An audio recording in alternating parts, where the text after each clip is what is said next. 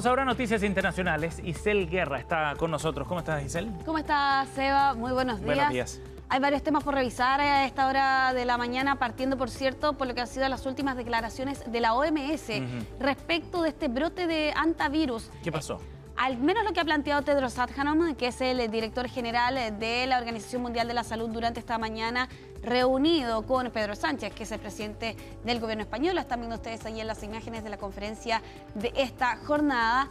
Ha minimizado la posibilidad de un brote mayor detrás de este virus. De hecho, lo que planteaba Tedros Adhanom en esta comparecencia ante la prensa es que no hay indicios de que esto pueda ocurrir, al menos en este momento. Lo que sí reconoce Tedros Adhanom es que la situación eventualmente podría cambiar, que efectivamente podría haber más casos confirmados. De hecho, lo plantea como algo que podría ocurrir muy seguramente, y esto debido al largo periodo de incubación que tiene este virus, ¿no? Que hemos hablado en otras oportunidades, de hasta 6 semanas en algunos casos, según esta variante de la cepa Andes, que está detrás, por cierto, de estos contagios. Todo esto cuando hay actualizaciones, se va respecto de casos nuevos que han sido confirmados. En total ya son 9 los casos confirmados. Los últimos casos entre sospechosos y que han sido reconocidos por las autoridades. Se trata, por ejemplo, de un ciudadano estadounidense que viajaba en uno de estos vuelos el día domingo y que presentó síntomas leves. Pero los casos más preocupantes, por cierto, son los siguientes dos. Una ciudadana francesa que ya había regresado a casa, y aquí se ha planteado que su salud está empeorando. De hecho, algunos medios hablan de que esta mujer está en estado crítico, y con ello se está rastreando a otras 22 personas que pudieron haber estado en contacto con esta mujer. Lo cierto es que la situación en Francia es la siguiente. El primer ministro, Sébastien Lecornu, pedía reforzar la coordinación internacional ante el riesgo sanitario ligado a este virus, y que incluso llevó a esta figura del gobierno francés a tener una reunión de emergencia con algunos ministros durante esta jornada. A eso además se suma también otro caso que se ha conocido en estas últimas horas, y es de un hombre español que dio positivo, por cierto, a 2 pruebas. Una de ellas, la más recientemente, se entiende que con eso se confirma, ¿no? Por cierto, este caso, y ya con algunos indicios respecto a su estado de salud, que tiene fiebre y tiene dificultades respiratorias. Son parte, por cierto, de las últimas actualizaciones detrás de este brote, entonces, donde las autoridades españolas ya reconocen en total, respecto de los últimos casos que vimos en el crucero MV Ondius, así como también en las diferentes personas que han regresado a sus países. Son 9 los casos confirmados hasta este momento. Se mantienen las 3 víctimas fatales que hemos hablado del inicio de esta emergencia. Y claro, con una evacuación que finalmente culminó el día de ayer, después de estas 2 jornadas entre el día domingo y el día lunes, y que movilizaba 400 funcionarios en España para poder llevar a cabo estas labores de regreso a estas casi 150 personas que han sido destinadas nuevamente a sus países de origen, y con este barco que ahora se dirige a Países Bajos, para lo que se entiende debería ser una desinfección. Van unas 20 personas a bordo aproximadamente, entre tripulantes filipinos, así como también 2 miembros del personal de salud que se están dirigiendo con este navío precisamente hasta la nación europea para las labores de rigor en ese lugar. Es un desafío gigante, en todo caso, manejar esa embarcación, evitar que se generen más contagios todavía y tomar todas las medidas de precaución. Ahora, lo que plantea la OMS parece bien tranquilizador, ¿no? Que se minimice la posibilidad al menos de un brote mayor, como se ha especulado a partir de este caso, a través de las redes sociales, pero surge la preocupación de que pueda haber algún tipo de mutación, por ejemplo, del virus que permitiera o facilitara el contagio entre seres humanos. Eso por ahora parece ya más descartado o minimizado al menos. La OMS desde el principio nos señalaba que para poder producirse un caso confirmado de contagio tenía que haber una exposición prolongada más bien, y bastante cercana, ¿no? Y eso al menos pareciera ser la tónica, al menos hasta este momento, según los casos que hemos conocido. De todas formas, algunos países han tomado medidas adicionales.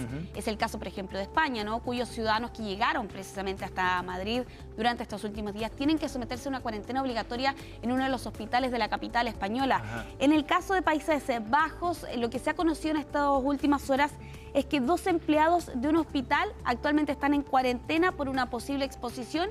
Y aquí es el llamado, ¿no? Por cierto, que hacen las autoridades a manejar con cautela y precaución estos posibles casos sospechosos, porque en este caso en particular estos empleados de este hospital no siguieron los protocolos al manipular las muestras detrás de los exámenes de sangre y de orina de uno de los contagios sospechosos y por tanto ahora también estas 12 personas están en cuarentena por esta posible exposición.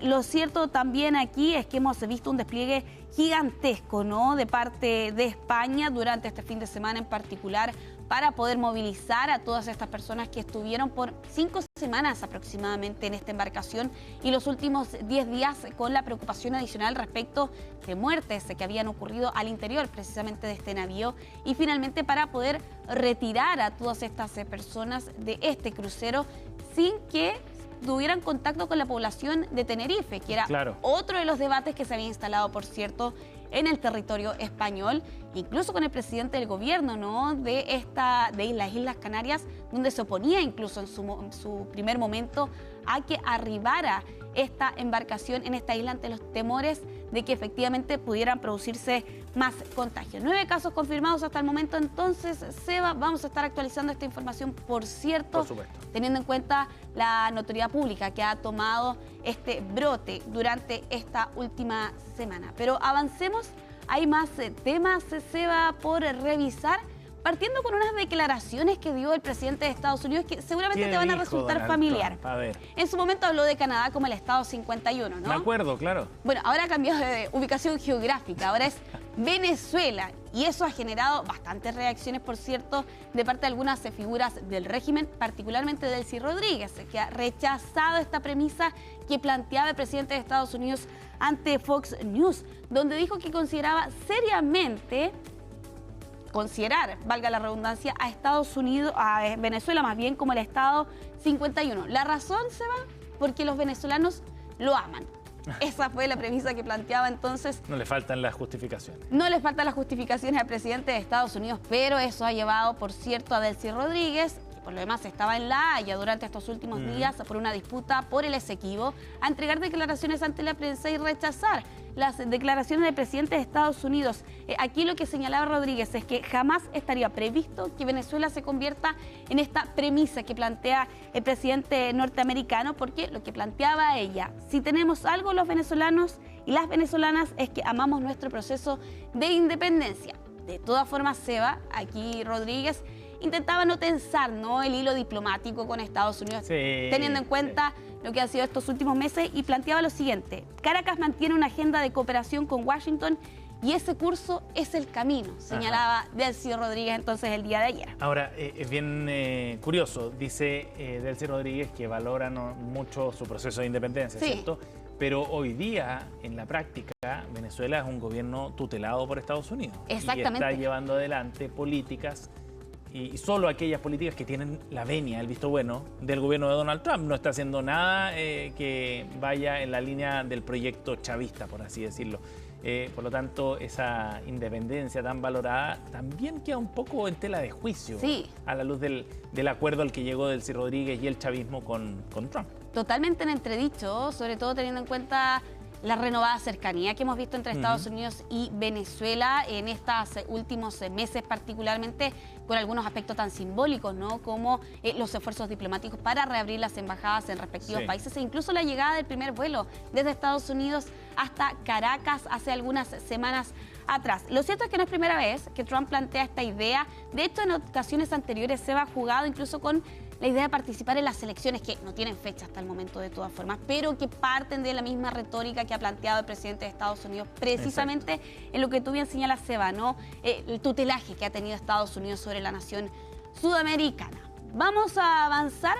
En estas últimas jornadas hemos estado mirando muy de cerca lo que han sido los esfuerzos diplomáticos también, pero en el caso entre Estados Unidos e Irán, aquí con una tregua que está pendiendo de un hilo, en un verdadero estado crítico, teniendo en cuenta este alto al fuego que está vigente desde hace un mes, pero con Trump que ha desestimado la última oferta y la que ha calificado por lo demás de basura. Dijo que el país estaba en manos de locos, el presidente de Estados Unidos, haciendo referencia a las figuras del régimen iraní. Y ojo con esta amenaza que ha lanzado Irán en estas últimas horas. ¿Qué dijo? El vocero del Comité de Seguridad Nacional del Parlamento iraní planteó que si el país es atacado nuevamente, Teherán podría considerar enriquecer uranio al 90% de pureza. Este nivel es considerado apto para la fabricación de armas nucleares. ¿Qué tan inminente podría ser esa medida, Seba? No queda del todo claro, pero como ha sido la tónica durante estas semanas, tanto Estados Unidos como Irán juegan precisamente con este tipo de declaraciones, elevando las tensiones y también los temores de que esta frágil tregua pueda caerse en cualquier momento. Todo esto cuando Irán presentaba durante este fin de semana su respuesta a la propuesta de Estados Unidos, una que la Casa Blanca ha rechazado. Aquí lo que ha trascendido es que, por ejemplo, Irán está demandando reparaciones de parte de Estados Unidos ante la guerra, el reconocimiento de la soberanía del Estrecho de Hormuz y el fin de las sanciones estadounidenses. Las dos primeras parecen mucho más inviables, ¿no? El tema de las reparaciones y el reconocimiento. El tema de las sanciones estadounidenses y el fin pareciera un poco más factible, señalan algunos analistas, Seba. Todo esto en medio de los temores de que esto pueda caerse en cualquier momento. Claro que sí, eso está latente todavía como posibilidad, ¿cierto? Exactamente. Isel Guerra con la información internacional. Gracias, Isel. Nos vemos, que estés muy bien. Muy bien, nos vemos. Son las 9:37. Nos vamos a ir a una pausa en esta revisión de CNN.